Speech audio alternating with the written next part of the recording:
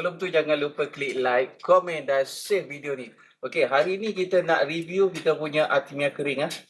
Okey, ni nama dia Artemia kering, sesuai untuk ikan laga, ikan gapi ataupun korang nak bagi dekat ikan moli pun boleh Okey.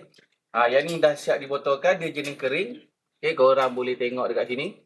Okay, nampak dia macam serbuk dah.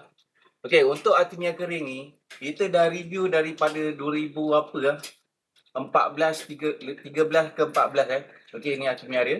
Tapi yang ni dah siap dibotolkan, memang nampak kemas dan cantik Okey, untuk Artemia ni, dia punya protein 60% Okey, protein dia 60%, berat dia 20 gram.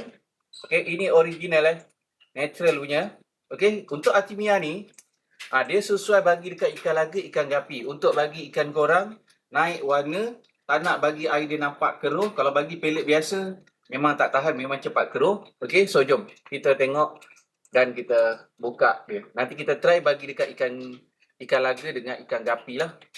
Okey, dia masih ada seal lagi Dia ada seal lagi.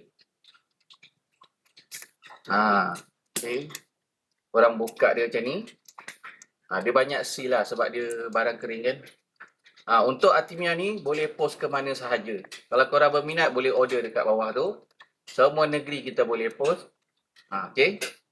Dia memang hidup. Nanti kita tunjuk pakai sudu dia macam mana. Okey. Okey, sekarang kita dah ambil kita punya sudu. Okey, korang kita tunjuk sikit Alamak, jangan banyak-banyak sangat Dia tumpah ni. Tu guys. Okey, nampak tak?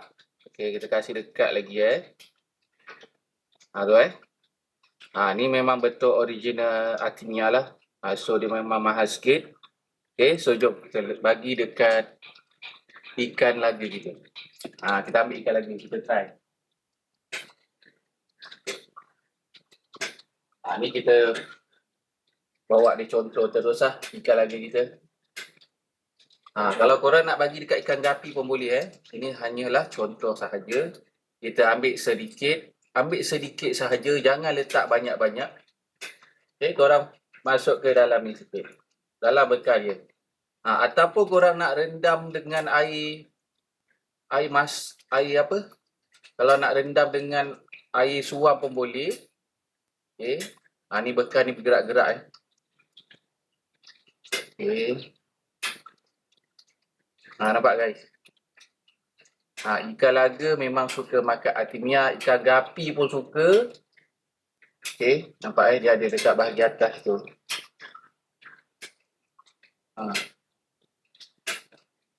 Okay. Macam korang kena buat standby lah makanan ikan ni. Makanan ikan ni korang buat standby. Kalau kita hari-hari bagi makan pelet pun kita cakap memang tak okey lah. Okay, Artemia ni kalau korang berminat boleh order dekat bawah. Semua negeri kita boleh post Ikan gapi pun boleh, jangan risau. Okay, kita ambil sikit tapi hati-hati Kalau korang berminat boleh order dengan kita. Okay, nampak Okay, kita bagi dekat ikan gapi kita.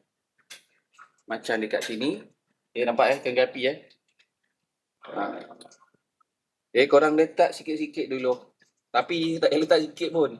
Ikan gapi memang suka makan lah. Nampak ikan gapi memang suka makan guys.